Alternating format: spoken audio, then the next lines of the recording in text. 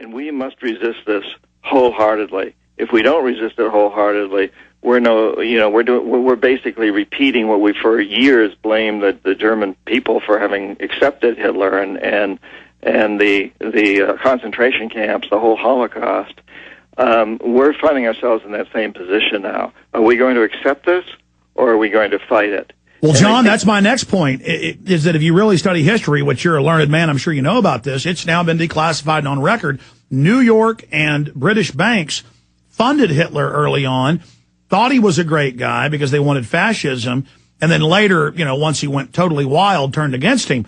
And so, again, it's these banking cartels always funding every side, playing nations off against each other, funding both sides of the war, and then, in the end, coming out on top with all the power. I mean, this is the same trick they play over and over again. Take what the banks did after World War I with the Versailles sanctions on Germany, keeping them in a depression. That was the atmosphere that allowed the rise of Hitler. That's the atmosphere that keeps the third world under dictatorships today. And you read the Royal Commission on Population 44 to 49, put out with the British government, they cold-bloodedly admit they're doing all of this to create destabilization so they can control things. I mean, this is really order out of chaos.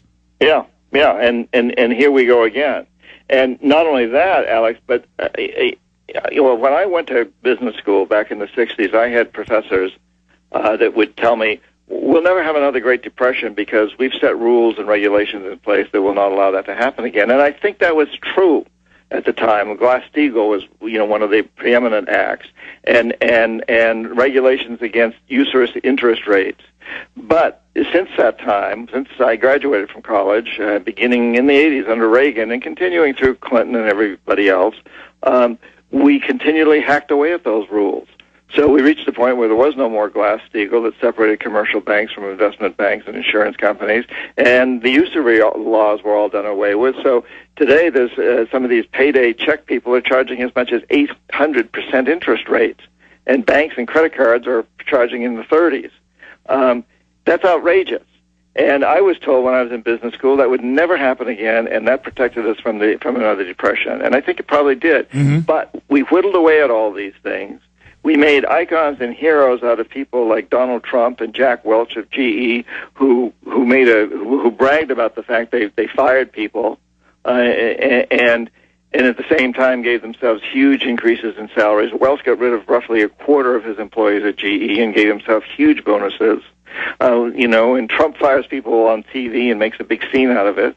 These became our icons, our heroes. And we got rid of regulation, and we took on huge, huge amounts of debt.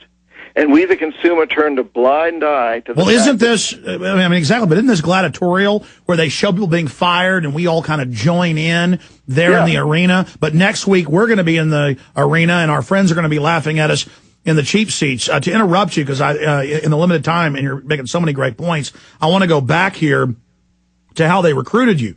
Because they're recruiting now in the high schools, the colleges, for domestic spies and running a lot of the same operations. I haven't been involved in this at the level you've been in, but just being a talk show host, back when I was only on a few radio stations, back in like 97, 98, I got approached by big corporate heads openly saying, yeah, the New World Order's real. You might as well just go ahead and join us. You'll get millions of dollars. Come on, the loser public doesn't want your help. Kind of that mindset of you're part of the elite too. And of course, I knew that wasn't the case. They were just trying to sell me. And then since then, I've had them try to send women after me with handlers. I've been in New York and had literal Russian spies there trying to put, number 10 blondes on me. And it's not that Alex Jones is special. It's that there are really spies and intelligence people going all over the place, operating all the time. And the general public just doesn't know this. They don't understand this. Can you explain to them how big these armies of not just CIA and NSA and Defense Intelligence, but all the allied corporate groups that are operating? Can you explain, because you were inside that, how big this really is? Well, as you found out, it's a very seductive system, and they figure out what your weakness is, which I think it sounds to me, Alex, like you got a weakness for number 10 blondes. But it didn't work. My point is it didn't work. Yeah, but someplace along the line, they identify that as a potential weakness for you, and you've overcome it Good for you. Good for you. But I mean, that's true. They hone in on these things. I talk in the last book I did, not the one that's coming out, but the one right after Confessions, called Secret History of the American Empire, about this Brazilian woman when I was in Brazil who posed as a journalist, but what she was really doing was offering great sex to me if I came around. I mean, that's typical, and there's so many ways of bringing you around and then blackmailing you, or offering big bribes. I talk in the books about how I took a pretty big bribe at one time of money because my life was being threatened, not to write books. Yes, this happens. It happens all the time. It's a big part of the system. And Alex, you are important. That's why they're coming after you. You're reaching people. Anybody who's reaching people is important because they recognize that public opinion is where it's all at. You know what? The marketplace is democratic if we choose to make it such. This is the good news, that these big corporations are dependent on us. They cannot exist if we don't buy their goods and services, or if our tax money doesn't buy their goods and services. And we've won so many battles in the past. We got rid of apartheid in South Africa, basically through the marketplace. We got corporations to clean up terribly polluted rivers in this country and get rid of aerosol cans that were destroying the ozone layer, open their doors wider to women and minorities, get rid of trans fats in food, and on, because just a few of us, if a small number of us never again buys from Nike, and we write a lot, and every one of us writes an email to Nike and says, we're not buying from you because you have sweatshops. And we buy from Patagonia and send them an email and say, we are buying from you because you don't have sweatshops. Then Nike's either going to have to fold or turn its sweatshops into legitimate factories. Well, here's another example, John, and you're right. 10 years ago, I'd go grocery shopping and couldn't find organic food. Now, because the people demanded it, it created a market. Now about half the food in Austin stores is organic, and it's starting to push out the other, bad GMO stuff. So the government's trying to pass a law so they can deceptively label things. But again, another example of if we just vote with our dollars and believe we have power, there's nothing we can't change. We've just got to take our destiny. Exactly. We have tremendous power in that regard. Europe has essentially gotten rid of GMOs. Even the big companies that use GMO products in this country, like Kellogg and Kraft and companies like that, are taken out of the things they're selling in Europe because Europe demanded it. We could do the same thing. Yes, there will be resistance. And yes, the government will try to deceive us, but we don't need to let that happen. We really have tremendous power. What we need to do is exercise it more and realize that our vote in the marketplace is extremely important.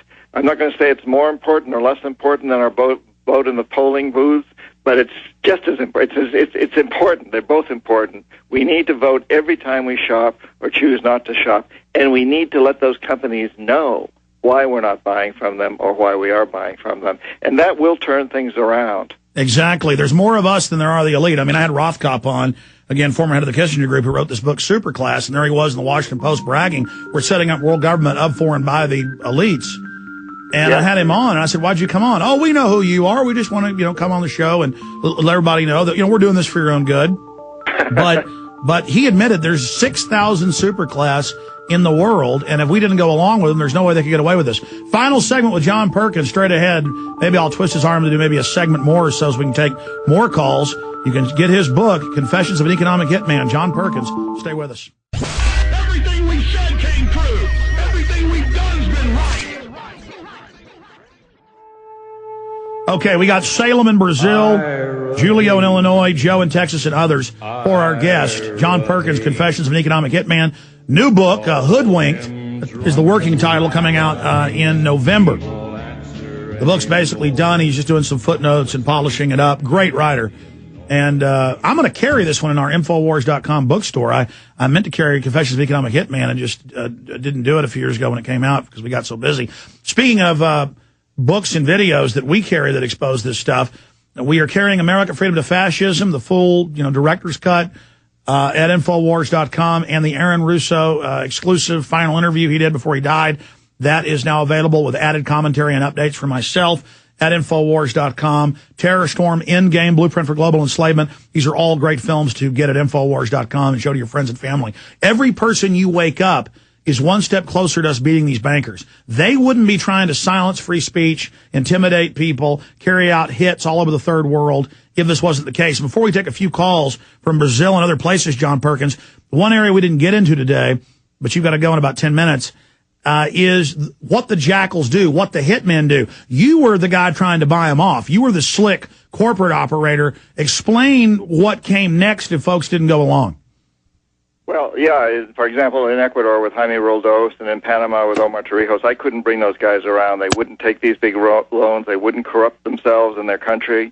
And so I was very aware that there would be tremendous pressure placed upon them. And in some cases, we overthrow governments like we did with Mossadegh in Iran and with Arbenz in Guatemala. In other places, we assassinate the leaders, as we did with Allende in Chile, and that's what happened to both Roldos of Ecuador and Torrijos of Panama, because I couldn't bring them around. And I like both of these men immensely. I was particularly close to Torrijos. Really, really liked the guy. They were both assassinated. Is that what started waking you up, is that you knew these guys really cared about their people, whether you agreed with their politics or not, and you were seeing them, 1 week you're having drinks with them, and a week later they're dead?